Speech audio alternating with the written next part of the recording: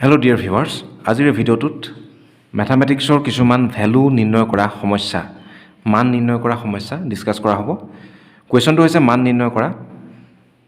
A দিয়া আছে 5 * 4 + 7, B দিয়া আছে 36 divided by 6 minus 3 * 1, C দিয়া আছে 18 divided by 2 minus 6 divided by 3 plus 4 divided by 2. D দিয়া আছে 17 minus 10 divided by 5 into 3 plus 1. E দিয়া আছে 15 divided by 3 into 7 plus 14 minus 3 into 15 divided by 5. এতিয়া ইয়াত প্লাস মাইনাস ইনটু ডিভিজন যোগ বিয়োগ পূৰণ হৰণ এই চাৰিওটা প্ৰক্ৰিয়া ইয়াত সোমাই আছে। এনে ক্ষেত্ৰত আমি কেনেধৰণে কৰিম তাৰ কাৰণে আপোনালোকে দা মাস ফৰ্মুলাটো ব্যৱহাৰ কৰিব।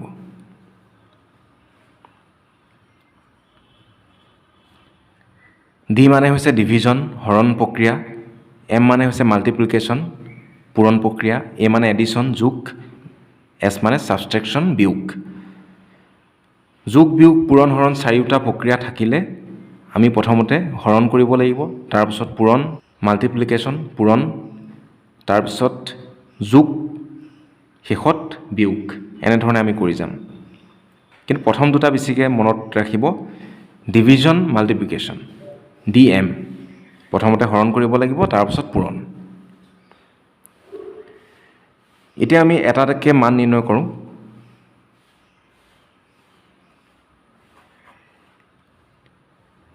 ফাইভ * 4 + 7,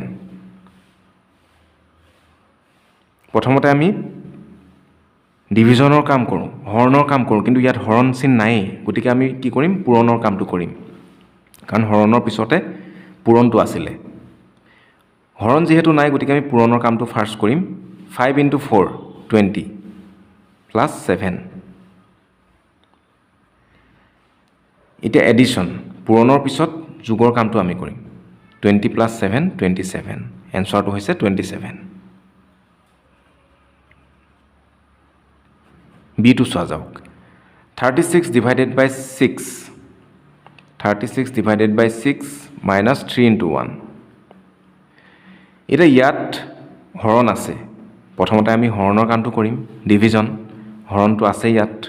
36 divided by 6, 36ক 6ৰে হৰণ কৰিলে ছবাৰ যায়, 6 × 6 = 36, 6 minus 3 into 1. এতিয়া আমি কাৰ কামটো প্ৰথমে কৰিম, হৰণৰ কাম হৈ গ'ল, তাৰপিছত পূৰণৰ কাম 3 * 1, 3 * 1 কৰি আমি পাম 3। এতিয়া ইয়াত যোগ, তাৰপিছত যোগ বা বিয়োগ। এতিয়া আমি 6 - 3 কৰিম, 3 হ'ব। এটা কথা মনত ৰাখিব, যোগ বিয়োগৰ ক্ষেত্ৰত আপুনি যোগ আগত কৰক বা বিয়োগ আগত কৰক, উত্তৰ একে পাব। যোগ বিয়োগক লৈ সমস্যা সৃষ্টি নহয়। হৰণ পূৰণৰ ক্ষেত্ৰত হৰণটো সদায় প্ৰথমে কৰিব, তাৰপিছত পূৰণ কৰিব। চিটো চোৱা যাওক। 18 divided by 2 minus 6 divided by 3 plus 4 divided by 2. এতিয়া আমি হৰণৰ কামখিনি আগতীয়াকৈ কৰিম। 18 divided by 2, 18ক 2ৰে ডিভাইড কৰিলে 9 হ'ব, 2 × 9 = 18, মাইনাছ 6 divided by 3, 6ক 3ৰে হৰণ কৰিলে হ'ব 2, প্লাছ 4 divided by 2, 4ক 2ৰে হৰণ কৰিলে হ'ব 2। এতিয়া ইয়াত চাওক, হৰণৰ কামখিনি হৈ গ'ল, পূৰণ নাই, তাৰপিছত আছে এডিশ্যন সাবট্ৰেকশ্যন। এতিয়া মই যদি সাবট্ৰেকশ্যনটোৱে আগত কৰোঁ, 9 - 2, 9 - 2 কৰিলে কি হ'ব, 7, 9 - 2 কৰিলে 7 হয়, 7 plus 2 9 হ'ব, 7 plus 2 এনচাৰটো 9 হ'ব। এতিয়া যদি মই তেনেকৈ নকৰি পেলাই এনেকৈ কৰোঁ, এডিশ্যনটো আগত কৰিব কৈছে, গতিকে এডিশ্যনটো মই আগত কৰিলোঁ যেনিবা। 9 প্লাছ 2 9 10 11 মাইনাছ 2 এনচাৰটো কি ওলাব 9 ওলাব সেইকাৰণে কৈছোঁ যোগ বিয়োগক লৈ পেলাই চিৰিয়েল ক্ৰমটো ফ'ল' নকৰিলেও হ'ল ডিভিজন মাল্টিপ্লিকেশ্যনৰ ক্ষেত্ৰত প্ৰথমে ডিভিজন হৰণ প্ৰক্ৰিয়া তাৰ পাছতহে আপোনালোকে পূৰণ কৰিব ডিটো চাওক 17 minus 10 divided by 5 into 3 plus 1 এটা ডিভিজনৰ কামটো আমি আগতে কৰিম ডিভিজন চিনটো আছে ইয়াত গতিকে আমি এই অংশটো প্ৰথমে কৰিব লাগিব 10 divided by 5 10 divided by 5 এনচাৰটো হ'ব 2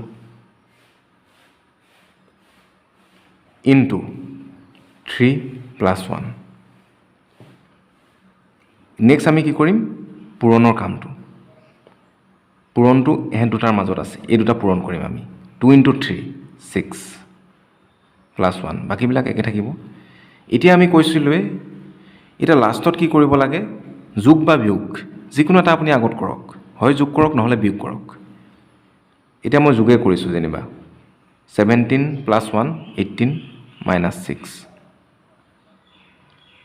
12 আপুনি যদি এনেকৈ কৰে 17 minus 6 বিয়োগটো যেনিবা আগত কৰিলে 17 minus 6 কিমান হ'ব 11 11 plus 1 12 একে ওলাব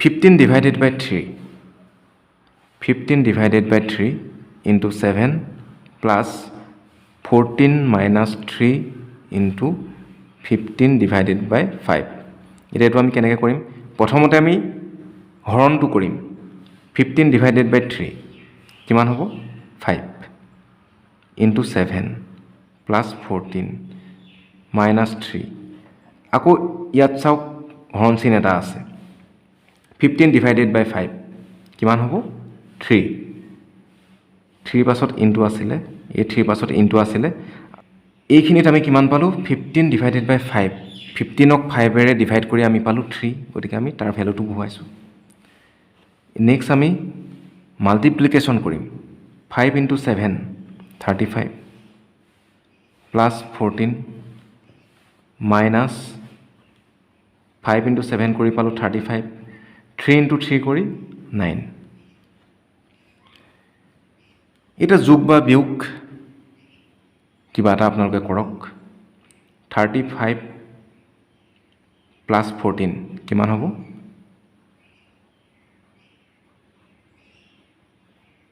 49 49 minus 9 ইকুৱেল হ'ব 40 এনচাৰটো হ'ব 40